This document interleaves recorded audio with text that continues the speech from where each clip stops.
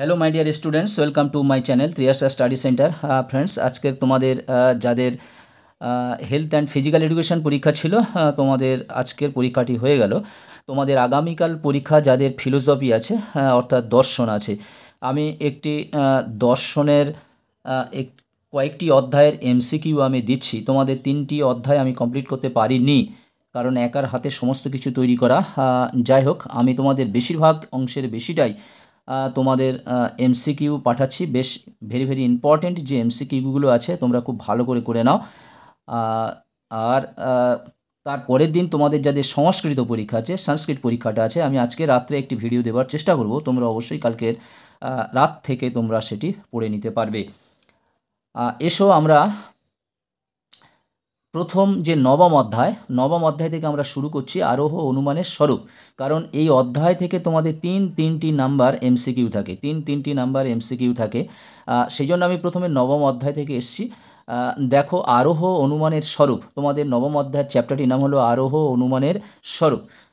বন্ধুরা, প্রশ্ন উত্তরগুলো পড়ার আগে তোমাদেরকে বলি, তোমরা যারা এখনও চ্যানেলটি সাবস্ক্রাইব করোনি, অবশ্যই তোমরা চ্যানেলটি সাবস্ক্রাইব করে নাও এবং বন্ধুদেরকে লিঙ্ক শেয়ার করো। এসো নবম অধ্যায় আরোহ অনুমানের স্বরূপ। দেখো আরোহ অনুমানের আকারগত ভিত্তি হলো প্রকৃতির এক রূপতা ও কার্যকারণ নীতি। আচ্ছা, আমার অনেকটা এইভাবে পড়তে গেলে সমস্ত প্রশ্ন উত্তরগুলো অনেকটা হয়তো লং ভিডিও হয়ে যাবে। তাই বন্ধুরা, আমি কিছু সময় পড়ব, কিছু তোমাদের দেখিয়ে চলে যাব। তোমরা অবশ্যই সেটি একটু পড়ে নিও, অসুবিধা হবে না। দেখো বিশেষ ঘটনার মাধ্যমে সামান্য নিয়মে উপনীত হওয়াই হলো আরোহ অনুমান, এটি বলেছেন জয়েস। আরোহ অনুমানের সমস্যাটি হলো সামান্যীকরণ। লৌকিক আরোহ অনুমানকে শিশুসুলভ অনুমান বলেছেন বেকন। আরোহ অনুমানের বস্তুগত ভিত্তি হলো পর্যবেক্ষণ ও পরীক্ষণ। অবৈজ্ঞানিক আরোহ অনুমানের সিদ্ধান্তটি কোন প্রকার বচন? সামান্য সংশ্লেষক বচন। আরোহ যুক্তির সিদ্ধান্ত সবসময়ই সম্ভাব্য হয়। সাদৃশ্য কোন অনুমানের ভিত্তি? উপমা যুক্তি। উপমা যুক্তির সিদ্ধান্তের সম্ভাব্যতার সর্বাপেক্ষা গুরুত্বপূর্ণ শর্ত হল সাদৃশ্যের প্রাসঙ্গিকতা। বৈধতার প্রশ্নটি সম্বন্ধিত হয় অবরোহ যুক্তির সঙ্গে। আরোহ অনুমানের সর্বপ্রধান বৈশিষ্ট্য হল সামান্যীকরণ।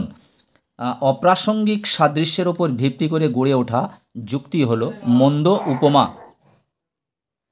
13 দাগের দেখো, আরোহ অনুমান সংক্রান্ত লাভ এ কথা বলেছেন বেইন। যুক্তিবিজ্ঞানী মিলের মতে আরোহ অনুমান দুই প্রকার। অপূর্ণ গণনামূলক আরোহ একটি লৌকিক অনুমান।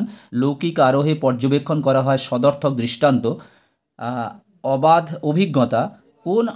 কোন আরোহ যুক্তির ভিত্তি? এখানে কোন আরোহ কথাটা দুবার লেখা হয়ে গেছে। কোন আরোহ যুক্তির ভিত্তি? লৌকিক।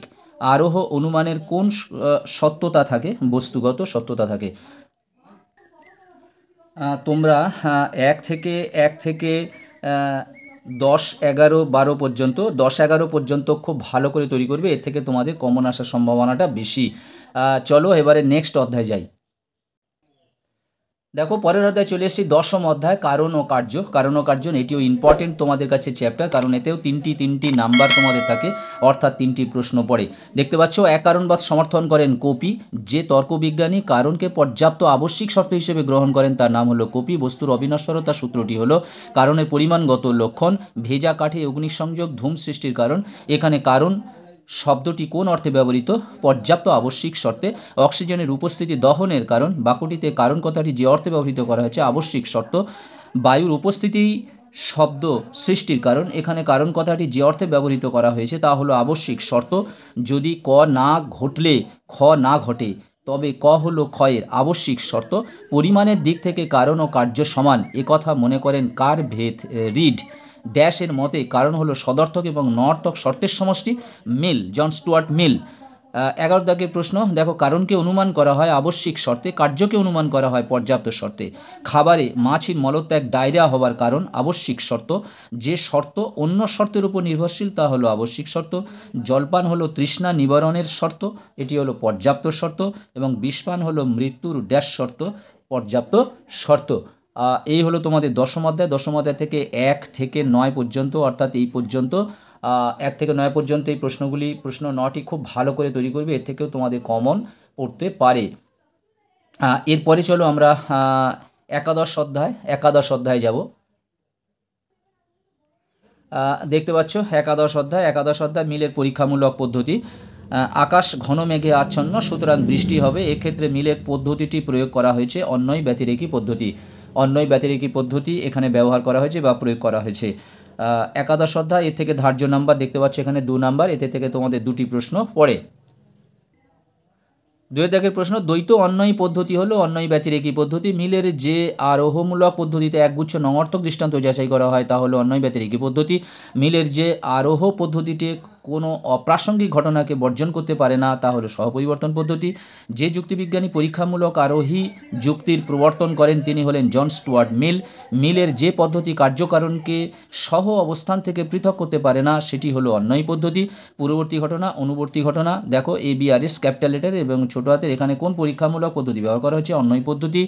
অপসারণ, সংজ্ঞা প্রদান ইত্যাদি হলো ড্যাশ আরোহ অনুমানের অনুসৃত প্রক্রিয়া, ড্যাশ হবে বৈজ্ঞানিক, উত্তর হবে বৈজ্ঞানিক। আরোহ পদ্ধতিকে বলা হয় পর্যবেক্ষণমূলক। চাহিদা বাড়লে দাম বাড়ে, এখানে কোন পদ্ধতি প্রয়োগ করা হয়েছে? সহপরিবর্তন পদ্ধতি। এবং দ্বিতীয় অপনয় সূত্রের উপর কোন পদ্ধতি প্রতিষ্ঠিত? ব্যতিরেকী পদ্ধতি। এখানে তোমরা মনে রাখবে যে নীলকালি লেখাগুলো কিন্তু অ্যান্সার এবং কালো কালি লেখাগুলো প্রশ্ন। এটি গেল তোমাদের একাদশ অধ্যায়। তারপর দ্বাদশ অধ্যায় তোমাদের কোনো MCQ SCQ নেই। এটি দেখতে পাচ্ছ তোমাদের পঞ্চম অধ্যায়। পঞ্চম অধ্যায় থেকে তোমাদের দেখিয়ে দিচ্ছি।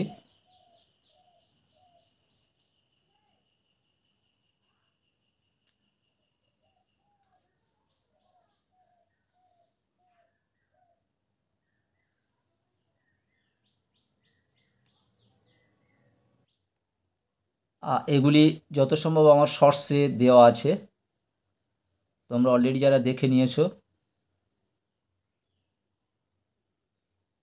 এখানে অপশান সহ লেখা।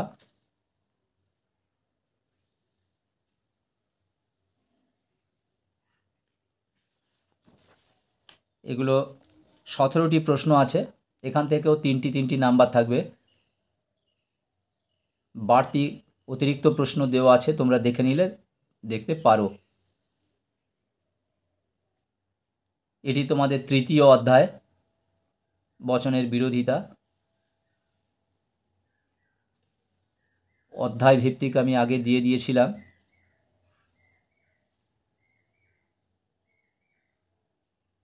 দেখতে পাচ্ছ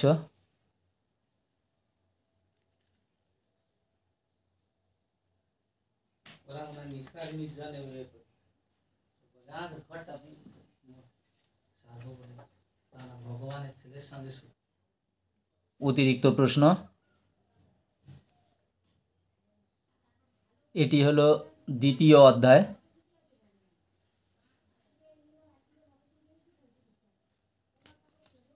দেখতে পাচ্ছ দ্বিতীয় অধ্যায়।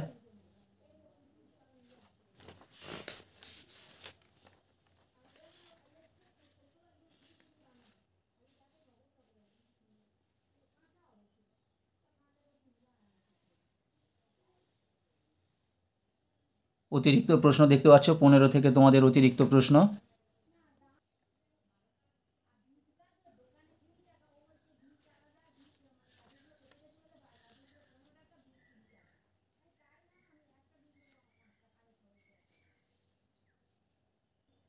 না, এটা আলাদা, এটা ইতিহাস থেকে এসছে। এখানে প্রথম অধ্যায়।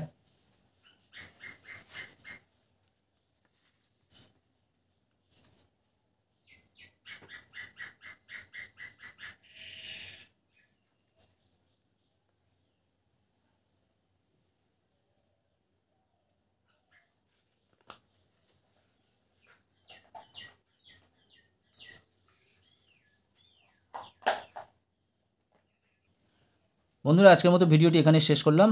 তোমরা যারা চ্যানেলটি সাবস্ক্রাইব করোনি অবশ্যই তোমরা চ্যানেলটি সাবস্ক্রাইব করে নাও এবং বন্ধুদেরকে লিঙ্ক শেয়ার করো। তোমরা একটা লাইক করে দিও, প্রয়োজনে কমেন্ট করো। তোমরা সবাই ভালো থাকো, সুস্থ থাকো, তোমাদের জন্য রইল শুভকামনা। All the best. আর তোমাদের আরও 2টি শর্টস প্রশ্ন যাবে, তোমরা অবশ্যই সে 2টি দেখে নিও।